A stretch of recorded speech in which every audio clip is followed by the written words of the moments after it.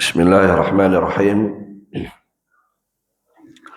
Assalamualaikum warahmatullahi wabarakatuh.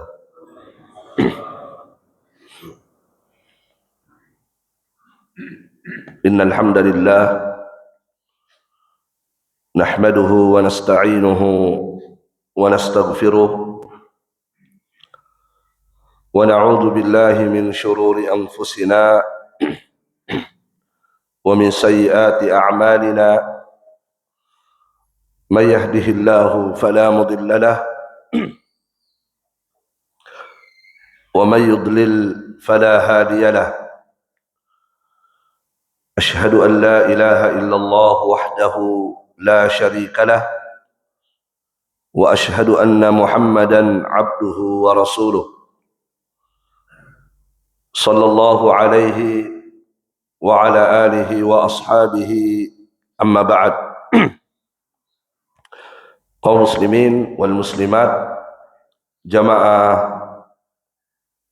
salat subuh Masjid Al-Muhajirin, semoga Allah Subhanahu wa taala senantiasa memberikan taufik kepada kita semuanya. Alhamdulillah, dengan segala nikmat Allah Subhanahu wa taala, di subuh hari ini kita bisa berkumpul di rumah Allah Subhanahu wa taala untuk menunaikan salah satu ibadah yang mulia, yaitu salat subuh berjamaah, di mana salat subuh berjamaah ini adalah salat yang disaksikan oleh para malaikat.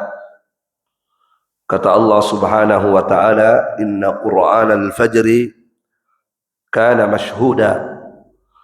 Sesungguhnya bacaan di waktu salat subuh itu disaksikan oleh para malaikat. Dan kita berharap semoga segala ibadah yang kita kerjakan menjadi sebab dosa-dosa kita diampuni oleh Allah Subhanahu wa taala dan kita mendapatkan rahmat Allah tabaraka wa taala. Jamaah sekalian, pada subuh hari ini kita akan bersama-sama mendengarkan dan mentadabburi satu ayat di dalam Al-Quranul Karim, yaitu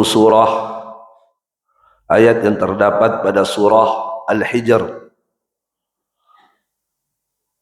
Ya, ayat yang terdapat pada surah Al-Hijr di ayat 56.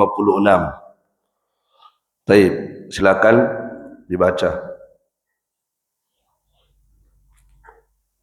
Al-Hijr ayat 56.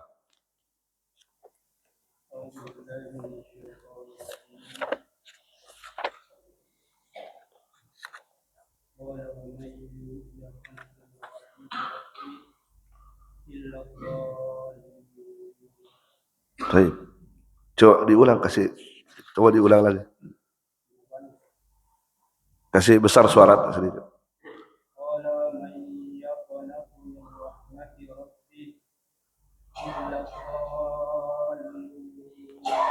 Baik, barakallahu fiik. Allah Subhanahu wa taala berfirman, A'udzu billahi minasyaitonir rajim. Qala wa may yaqnatu min rahmati rabbih illa dhallun. Ya. Qala, berkata Nabi Ibrahim, wa may yaqnatu min rahmati rabbih, tidak ada yang putus asa dari rahmat Tuhannya kecuali orang-orang yang tersesat. Tidak ada yang putus asa dari rahmat Tuhannya kecuali orang-orang yang dhal, yang tersesat, menyimpang dari jalan Allah yang lurus. Baik. Ayat ini jamaah sekalian, salah satu dalil yang ada di dalam Al-Quran yang menunjukkan kepada kita haramnya berputus asa dari rahmat Allah Subhanahu wa taala. Iya. Bahkan tadi Allah Subhanahu wa taala menyebutkan bahwa orang yang berputus asa dari rahmat Allah disebut oleh Allah sebagai dhal. Orang-orang yang tersesat, jauh dari jalan yang lurus, telah menyimpang dari jalan yang lurus. Ada juga ayat di Al-Quran yang juga menunjukkan larangan berputus asa dari rahmat Allah Subhanahu wa taala. Seperti misalnya di surah Yusuf, Allah Subhanahu wa taala berfirman, "Innahu la yai'asu min rauhillahi illa al-qaumul kafirun." Kata Allah Subhanahu wa taala, sesungguhnya tidak ada yang berputus asa dari rahmat Allah kecuali kaum yang kafir. Ya, orang-orang yang berputus asa dari rahmat Allah itu Allah sebut dengan sebutan-sebutan jelek. Pertama, Allah katai mereka dengan dhal, orang-orang yang tersesat. Yang kedua, Allah katai mereka dengan orang-orang kafir. Innahu la yai'asu min rauhillah illa al-qaumul kafirun. Sesungguhnya kata Allah tadi, tidak ada yang berputus asa dari rahmat Allah kecuali orang-orang yang kafir. Rasulullah sallallahu alaihi wasallam pernah ditanya, oleh sahabat. Dan ini diceritakan oleh Abdullah bin Abbas radhiyallahu taala anhuma. Kata Abdullah bin Abbas, su'ila Rasulullah sallallahu alaihi wasallam 'anil kaba'ir. Nabi sallallahu alaihi wasallam pernah ditanya tentang dosa besar. Iya, apa dosa besar itu? Yang mana itu? Maka Nabi menjawab, dosa besar itu adalah al-isyraku billah, melakukan kesyirikan kepada Allah. Ini paling pertama disebut karena memang itu dosa paling besar. Ketika Nabi ditanya tentang dosa-dosa, selalu Nabi sebutkan dosa besar di urutan pertama itu syirik. Setelah itu Nabi sebut lagi yang kedua. Setelah disebutkan kesyirikan, Nabi mengatakan wal ya'su min rauhillah. Yang kedua kata Nabi sallallahu alaihi wasallam, dosa besar itu adalah putus asa dari rahmat Allah Subhanahu wa taala. Kemudian Nabi sebut yang ketiga. Yang ketiga kata Nabi wal amnu min makrillah. Yang ketiga merasa aman dari makarnya Allah Subhanahu wa taala. Taib jamaah sekalian, maka putus asa dari rahmat Allah Subhanahu wa taala ini adalah kerugian. Bahkan orang yang putus asa itu telah jatuh dalam dosa besar. Dosanya besar sekali, bukan dosa kecil. Yang mana dosa besar itu, yang namanya dosa besar, itu tidak bisa terhapus dengan amalan. Dosa besar itu Pak, itu tidak bisa dibersihkan, dihapus oleh Allah dengan ibadah. Tidak bisa terhapus dengan puasa, tidak bisa terhapus dengan sholat, tidak bisa terhapus dengan haji, dengan umroh. Itu dosa besar, tidak bisa. Ya, beda dengan dosa kecil. Kalau dosa kecil, Allah bisa hapuskan dengan amal-amal baik, dengan puasa bisa. Nah, biasa yang kita dengar, man shama ramadhana imanan wa ihtisaba ghufira lahu ma taqaddama min dhanbi. Barang siapa yang berpuasa pada bulan Ramadan karena iman dan mengharapkan pahala, diampuni dosanya yang telah lalu. Dosa apa yang dimaksud di sini? Dosa kecil. Dosa besar tidak. Ya. Adapun dosa besar hanya satu caranya kalau ingin dihapuskan dosa kita oleh Allah, bertobat. Hanya bertobat saja jalannya supaya dosa tersebut dihapus oleh Allah. Maka berputus asa dari rahmat Allah itu dosa besar yang tidak akan dihapuskan oleh Allah kecuali hamba ini bertobat. Bertobat kepada Allah dengan taubatan nasuha, berhenti berputus asa. Jangan lagi ulang. Iya. Jamaah sekalian, azzakumullah. Seseorang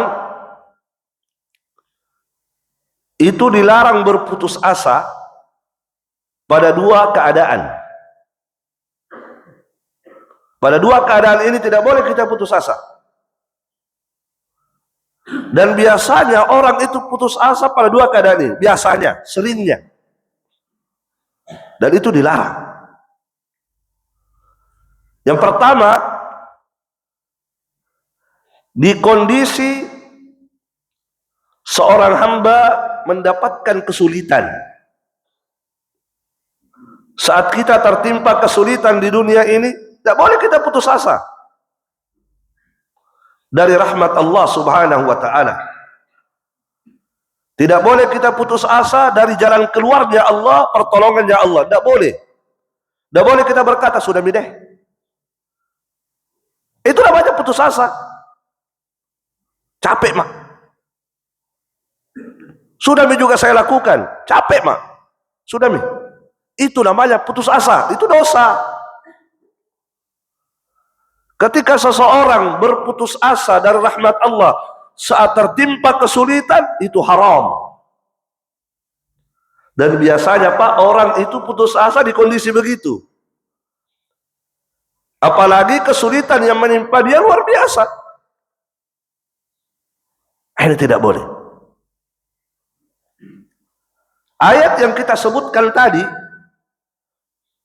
di surah Al-Hijr itu ucapan Nabi Ibrahim. Qala, Nabi Ibrahim berkata, wa may yaqnatu min rahmati rabbih illa dhallun. Tidak ada yang putus asa dari rahmat Allah kecuali orang-orang yang sesat. Nabi Ibrahim mengucapkan ini, kenapa bisa? Kasus apa Nabi Ibrahim kemudian mengucapkan ucapan itu? Itu kalau kita lihat ayat itu, kita lihat ayat sebelumnya ya. Ayat sebelumnya ada kaitan dengan ayat sebelumnya. Itu terkait dengan masalah anak. Terkait dengan masalah anak. Nabi Ibrahim itu sudah lama menikah, tapi Allah belum kasih anak. Iya.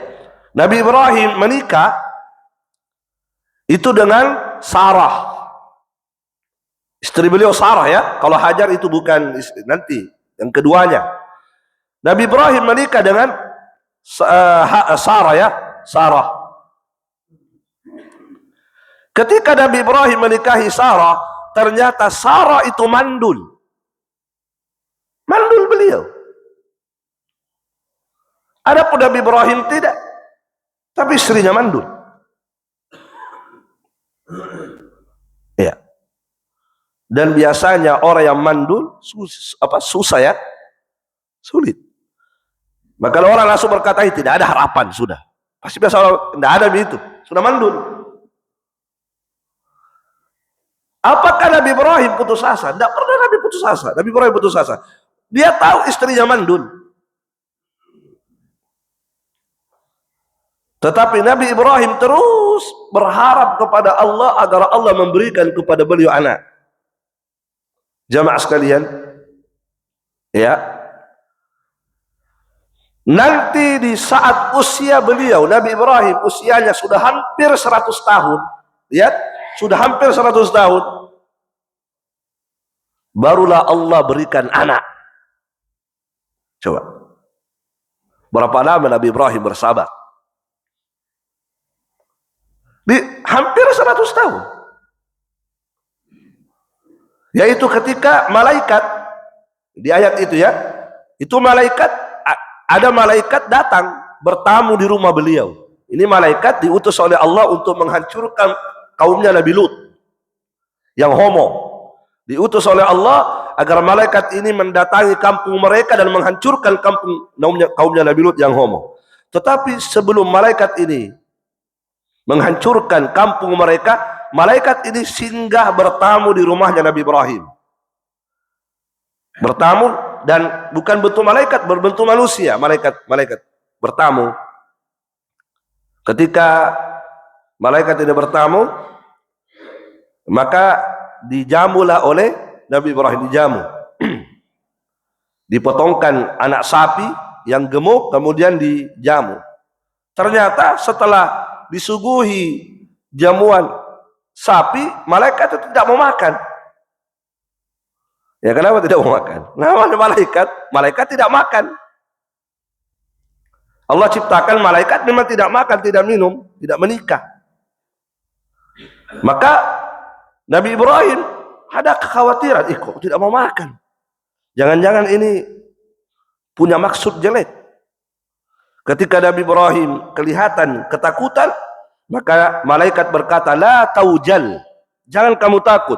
Inna nubashiruka bigulamin alim. Sesungguhnya kami datang ke sini untuk memberikan berita gembira kepadamu. Apa berita gembiranya? Engkau akan punya anak yang alim, yang luar biasa berilmunya.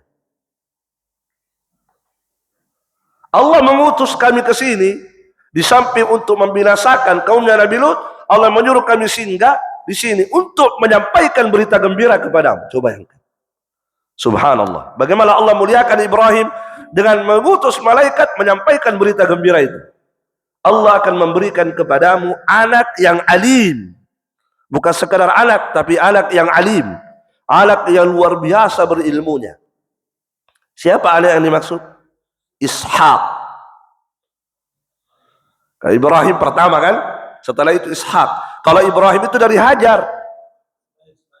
Ya, Ismail. Ishak. Nah, ketika malaikat ini memberitahukan bahwa bergembiralah Allah memberikan kepadamu anak, apa kata Ibrahim? Ya, abasyartumuni ala an massani al-kibar. Wahai malaikat, kalian, apakah kalian memberikan berita gembira kepadaku bahwa aku akan punya anak sementara saya sudah tua? Itu kata Ibrahim. Sempat Ibrahim kaget. Kok bisa? Saya sudah tua. Kemudian, ya, istriku juga sudah tua, mandul lagi. Istri juga sudah tua, mandul lagi. Fabima tubasyirun. Maka Nabi Ibrahim mengatakan, bagaimana caranya? Bagaimana model? Bagaimana kabar gembira itu bisa terlaksana gitu? Di mana? Coba jelaskan kepadaku. Bagaimana caranya gitu?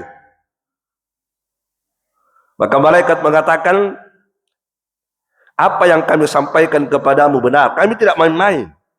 Fala takum minal qanitin. Jangan kamu putus asa. Diingatkan, jangan putus asa. Maka disitulah Ibrahim menjawab, kata Ibrahim, tidak, saya tidak putus asa.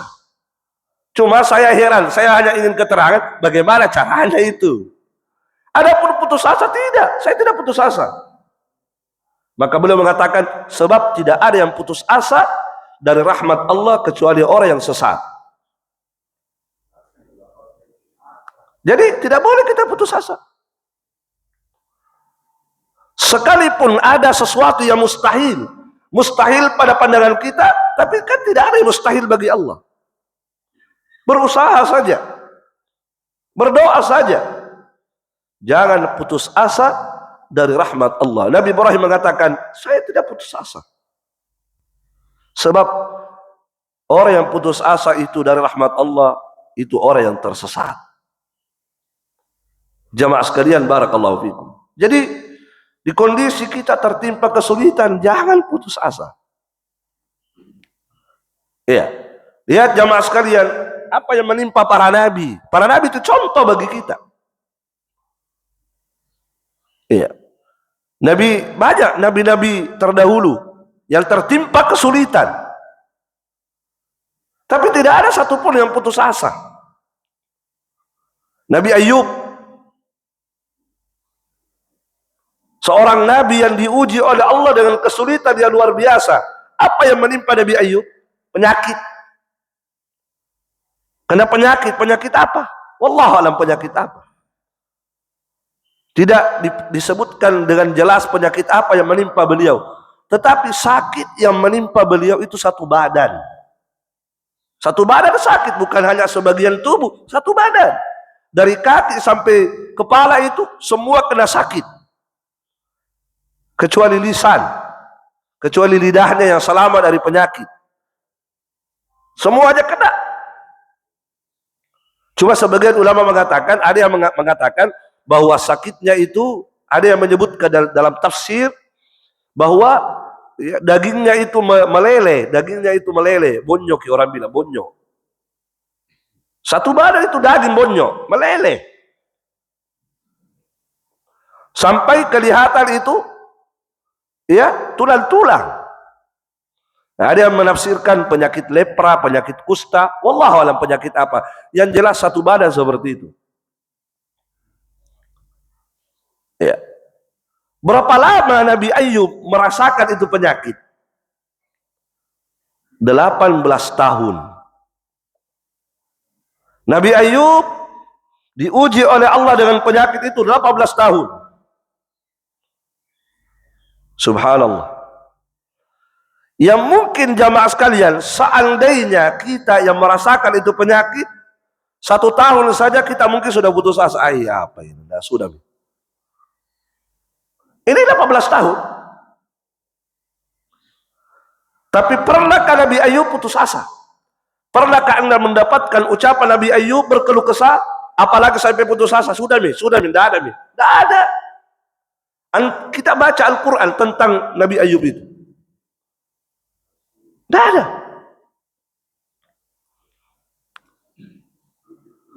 Nabi Ayub berkata, disebutkan di Al-Quran, wa ayyuba idnada rabbahu anni massaniyad durru wa anta arhamur rahimin.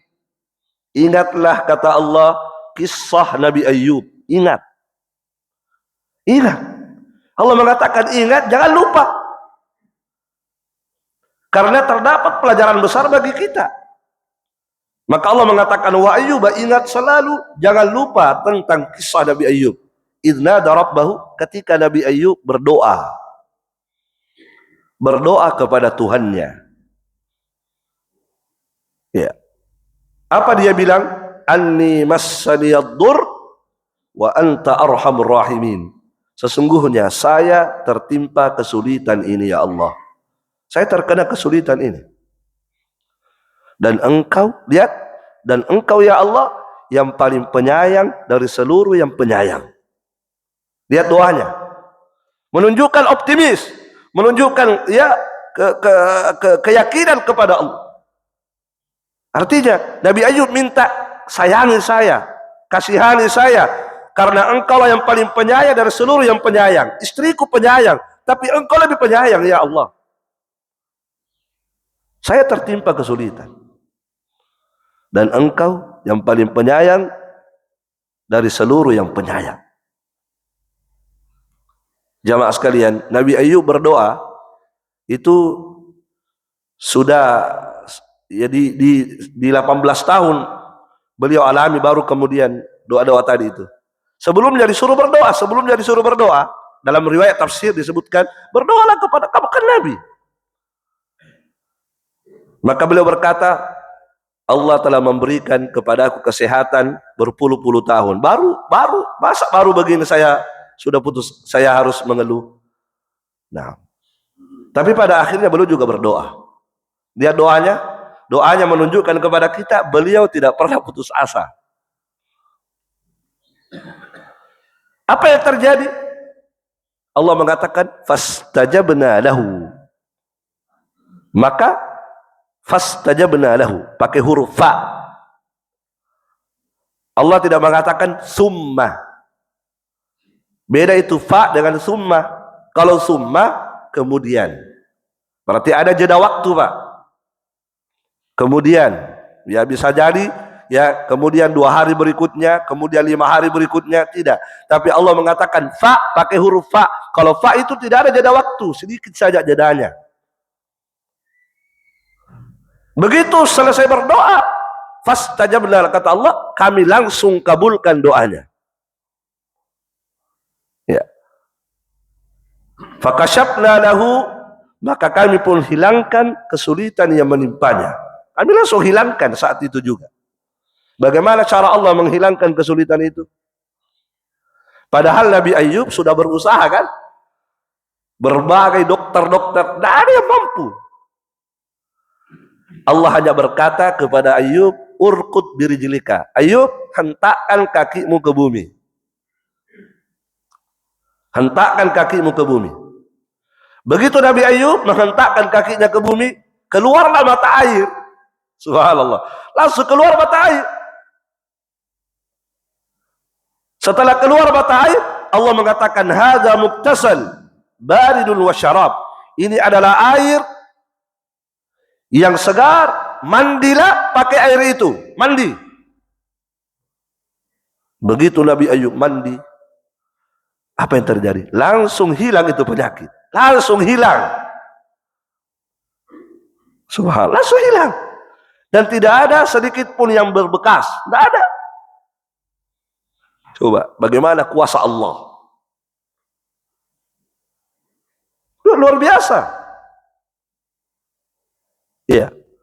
Setelah itu Allah berkata, hentakkan lagi kakimu 1 kali. Setelah dihentakkan keluar lagi air. Maka Allah mengatakan, minum. Yang pertama mandi, yang kedua minum. Minum air itu.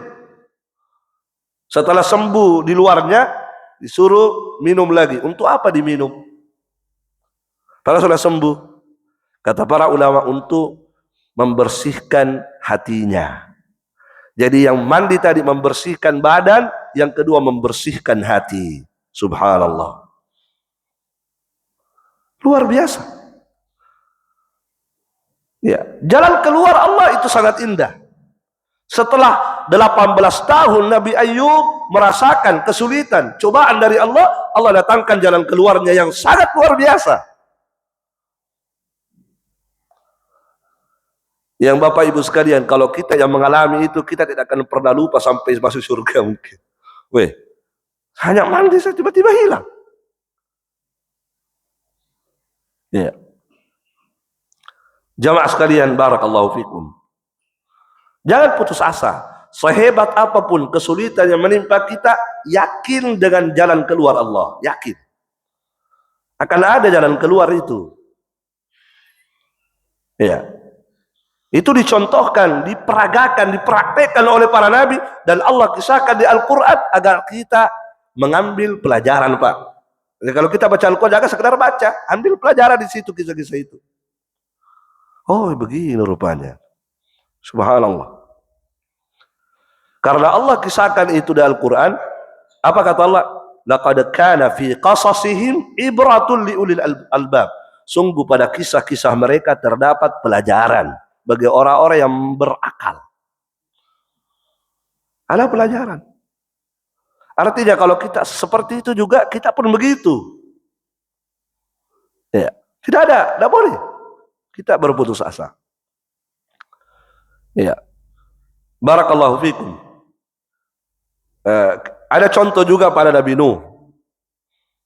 Nabi Nuh alaihi salatu wassalam. Contoh yang ada pada Nabi Nuh. Beliau diuji juga. Diuji dengan kesulitan. Nabi Nuh alaihi salatu wassalam.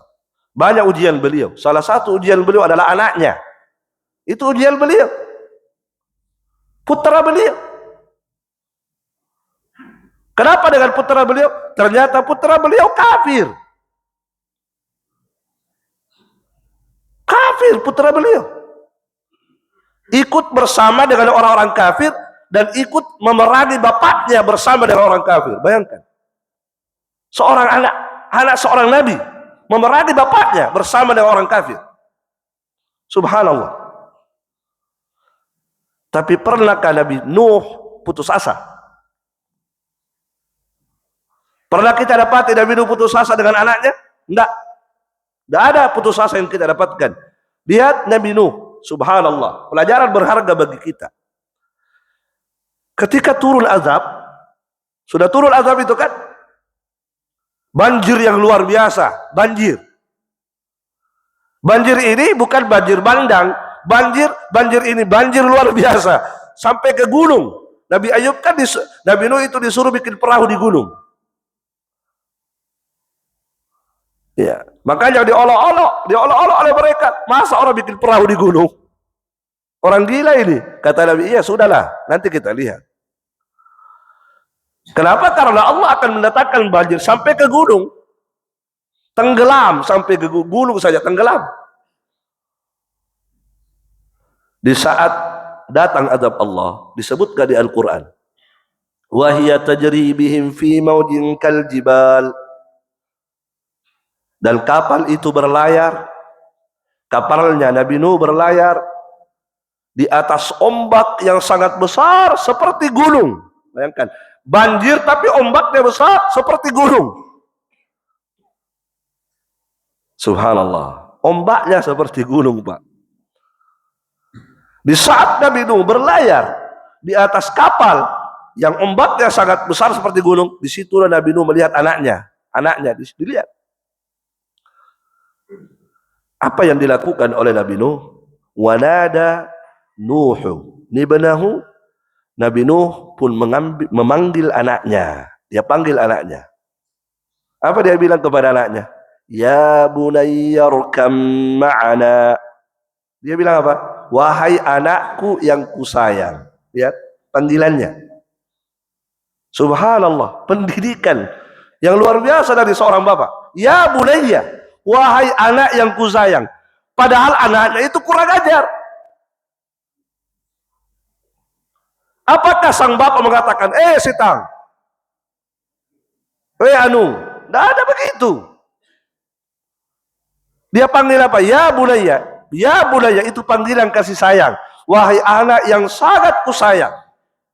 Irkam ma'ana, ayo naik di kapal sama bapak. Ya. Tetap optimis. Semoga di akhir hayatnya Allah beri hidayah. Semoga, ayo naik ke atas kapal bersama dengan kami. Wala takum ma'al kafirin. Jangan lagi kamu bersama dengan mereka yang kafir itu. Jangan. Ya. Apakah Nabi Nuh putus asa? Kan tidak. Sampai sudah datang azab Allah, Nabi Nuh pun tidak putus asa. Dipanggil lagi, ayo sini anakku. Ayo sudah naiklah. Tapi apa kata sang anak? Qala sa'awi ila jabali ya'simuni minal ma'. Dia berkata, saya akan berusaha. Saya akan berusaha sendiri berenang ke gunung itu sehingga saya akan selamat dari air banjir ini. Dia bilang begitu kepada bapaknya. Saya akan berusaha sendiri. Saya akan berenang ke situ. Saya akan selamat. Subhanallah. Lihat apa kata bapak. Hah? Kalau kita bilang apa Mi kalau begitu? Hah? Sudah dipanggil, sudah ini. Apa dia bilang? Saya akan lalu sendiri. Ya subhanallah. Kalau kita mungkin pacik dah ko anu ko. Ya kan, mungkin begitu sudah. Tapi lihat Nabi Nuh, apa kata beliau? La asimal yawma min amrillahi illa man rahim. Wahai anakku, tidak ada yang bisa selamat pada hari ini dari azab Allah kecuali orang-orang yang dirahmati oleh Allah. Lihat kalimatnya. Luar biasa kalimat-kalimat beliau. Tidak ada yang bisa selamat pada hari ini azab Allah kecuali orang-orang yang dirahmati oleh Allah. Ya, wa hala bainahumal mauju fakana minal mughraqin. Maka ketika Nabi Ayub terus menasihati anaknya, datanglah ombak besar dan menghalangi dia dengan anaknya. Anaknya pun termasuk orang-orang yang ditenggelamkan, celaka. Ya. Tetapi di sini poinnya di sini, lihat Nabi Nuh apakah beliau putus asa? Tidak. Walaupun pada akhirnya anaknya termasuk anak yang dibinasakan oleh Allah. Nah, dari sini pelajarannya adalah hidayah itu di tangan Allah. Nabi hanya berusaha, tetapi yang menentukan hidayah adalah Allah Subhanahu wa taala, bukan kita. Bukan kita. Oleh karena itu jamaah sekalian, Syekh Muhammad bin Shalih Al-Utsaimin mengatakan, yang bagi lil insan, seharusnya bagi manusia itu, idza wahaballahu lahu waladan ghayra salih, jika Allah memberikan karunia kepadanya berupa anak ya tapi tidak soleh. Kata Syekh Muhammad bin Shalih, seorang yang diberikan kepadanya seorang anak tapi tidak soleh anaknya, salaki anaknya, salaki, tidak soleh. Ya, kata beliau, sepantasnya bagi seorang yang diberikan anak yang tidak soleh ayyahrisa, untuk tetap bersemangat untuk memperbaiki anaknya, tetap semangat. Kemudian kata beliau, wa ayyulihha 'ala Allah taala bid-du'a, dan dia merengek-rengek berdoa kepada Allah. Ini semangat, usaha, dan merengek berdoa. Kata beliau, wa alla ya'as min rauhillah, jangan putus asa. Ini poinnya, jangan putus asa dari rahmat Allah Subhanahu wa taala. Jangan putus asa. Ya, karena ada kadang-kadang kita sebagai orang tua begitu, tertimpa itu keputusasaan. Sudah, dikasih tahu berdoa lagi saja. Berapa kali Pak berdoa, capek Pak berdoa. Itu putus asa namanya. Sudah berapa kali Pak berdoa? Sudah mak. Subhanallah. Sudah 18 tahun berdoa. Atau baru 1 hari 2 hari? Tidak boleh putus asa. Terus kata beliau, jangan putus asa. Kenapa? Fakatsirun ma yuslihul walad ba'da an kana fasida. Karena banyak sekali kasus, kata beliau, banyak sekali kasus Allah memperbaiki seorang anak setelah sebelumnya rusak parah. Allah perbaiki setelah rusak. Dengan apa Allah perbaiki? Dengan usaha orang tua dan doa-doanya. Gitu. Tapi poinnya jangan putus asa. Kalaupun seandainya Anda sudah berusaha, sudah berdoa, ternyata seperti itu yang Anda dapatkan, Anda tidak rugi. Hidayah kan di tangan Allah tabaraka wa ta'ala. Gitu. Barakallahu fikum. Jadi jamaah sekalian, ini yang pertama ya. Jadi jangan putus asa di saat kena kesulitan. Jangan. Ya. Dan ini sifatnya manusia memang. Ya, memang begitu sifatnya manusia. Tabiatnya manusia begitu. Allah yang bilang di Al-Qur'an.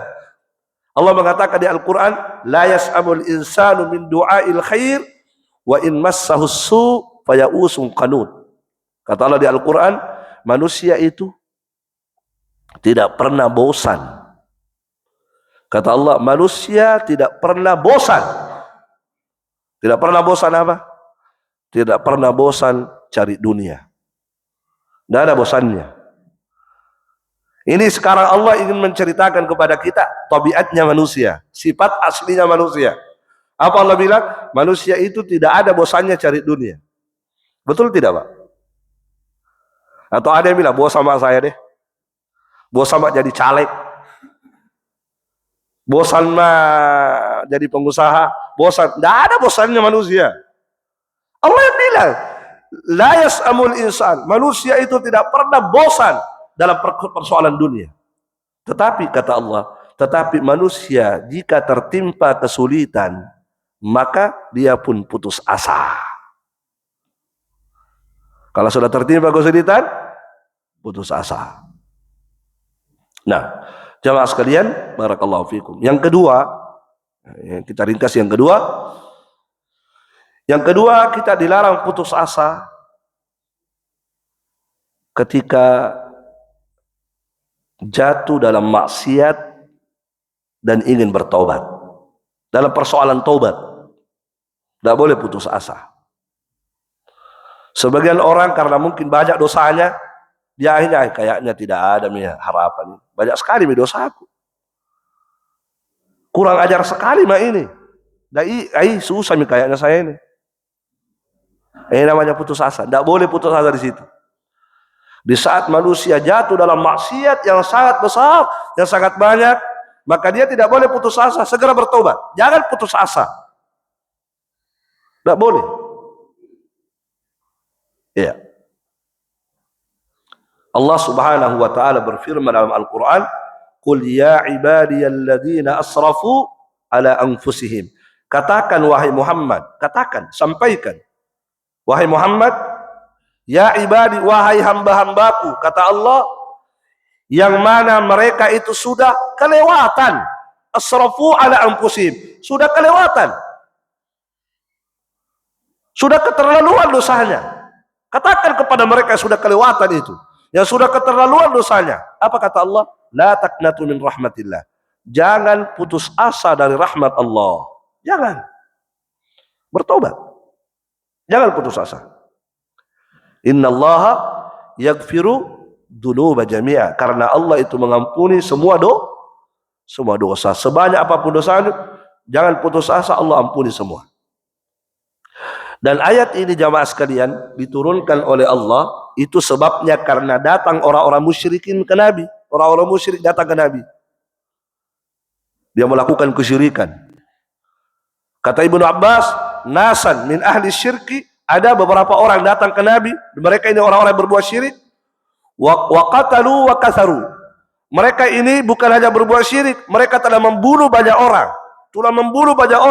Wa zadau fa aktsaru. Mereka telah sering berzina, sudah banyak berzina.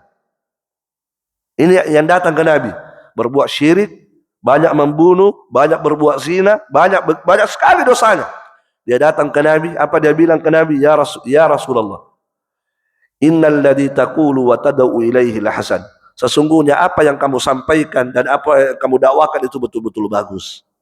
Tetapi lau tukhbiruna, bisakah kamu sampaikan kepada kami? Jika seandainya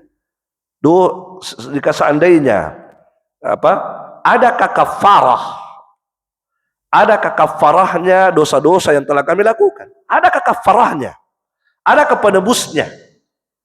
Dosa-dosa yang telah kami lakukan ini sudah berzina, banyak membunuh, banyak berbuat syirik. Adakah kafarahnya kalau kami bertaubat? Adakah kafarah untuk kami? Ketika mereka bilang begitu, Allah turunkan itu ayat. Qul ya ibadiyalladzina asrafu. Wahai Muhammad, katakan kepada hamba-hambaku tadi yang bertanya, yang sudah kelewatan, yang sudah melampaui batas, jangan putus asa. Bertobatlah. Sesungguhnya Allah mengampuni semua dosa. Luar biasa. Allah Subhanahu wa taala menyebutkan dalam Al-Qur'an tentang orang yang ashabul ukhdud, ya. Yang kisahnya itu yang siapa yang beriman tidak mau kafir dilempar ke dalam api, yang disebutkan di Al-Qur'an itu. Parit baru api isinya, siapa yang beriman tidak mau kafir dilempar oleh raja ke situ. Dibunuh semua ke situ, lempar dalam api. Sampai ada ibu sama anaknya yang kecil disusui. Ya, ketika akan dilempar, sebelum dilempar disuruh, bagaimana kamu mau kafir atau tidak? Kalau mau kafir, ya kamu selamat. Tapi kalau kau bertahan dengan imammu, kamu akan mati. Anak ibu tersebut sempat ragu-ragu karena melihat anaknya yang masih disusui. Tiba-tiba anak itu berkata, berbicara anak itu, dan ini karamah namanya. Dia mengatakan, wahai ibuku, isbiri fa innaki alal haq. Sabarlah karena engkau berada di atas kebenaran. Akhirnya ibu itu dilempar bersama dengan anaknya ke dalam api. Allah sebutkan di Al-Quran. Subhanallah. Apa kata Allah? Innal ladina fatanul mu'minina wal mu'minati summa lam yatubu falahum adabu jahannam walahum adabul harid. Kata Allah, sesungguhnya orang-orang yang menyiksa orang-orang yang beriman dengan api tadi, kata Allah, sesungguhnya orang-orang yang menyiksa, melempar ke dalam api orang-orang yang beriman itu, ya, kemudian mereka tidak bertaubat, kata Allah, kemudian mereka tidak bertaubat, maka untuk mereka juga azab yang membakar mereka nanti. Lihat ayat itu. Apa kata Allah? Sesungguhnya orang-orang yang membakar orang-orang yang beriman, kalau mereka tidak bertobat, maka akan dibakar juga. Kalau mereka tidak bertobat. Tapi kalau mereka bertobat, selesai. Subhanallah. Itu ayat, lihat. Maka dari ayat itu Al-Hasanul Basri mengatakan, unduru ila hadal karami wal jud. Wahai hamba-hamba Allah, lihatlah bagaimana dermawannya Allah dan bagaimana kasih sayangnya Allah. Qatalu awliya Allah, mereka telah membunuh wali-wali Allah, summa yad'uhum ila taubah, tetapi Allah masih mengajak mereka untuk bertaubat. Mereka telah membunuh wali-wali Allah, tapi Allah masih mengajak mereka untuk bertaubat kepadanya. Subhanallah. Jadi jamaah sekalian, barakallahu fikum, ini dua kondisi seorang hamba tidak boleh putus asa. Di kondisi dia mendapatkan kesulitan, jangan putus asa dari jalan keluar Allah Subhanahu wa taala, sebab Allah mengatakan inna ma'al usri yusra. Sesungguhnya bersama dengan kesulitan itu pasti ada kemudahan. Saya ja'alullahu ba'da usrin yusra. Kelak Allah akan menjadikan, ya, kesulitan, kelak Allah akan menjadikan kemudahan setelah kesulitan. Kondisi yang kedua, tidak boleh putus asa ketika dia ingin bertaubat kepada Allah Subhanahu wa taala. Barakallahu fikum. Mungkin ini yang bisa kita sampaikan pada subuh hari ini. Semoga Allah Subhanahu wa taala senantiasa memberikan kepada kita taufiknya dan menjadikan ilmu yang kita dapatkan sebagai ilmu yang bermanfaat bagi kita semuanya. Subhanakallahumma bihamdik, asyhadu an la ilaha illa anta, astaghfiruka wa atubu ilaik. Wassalamualaikum warahmatullahi wabarakatuh.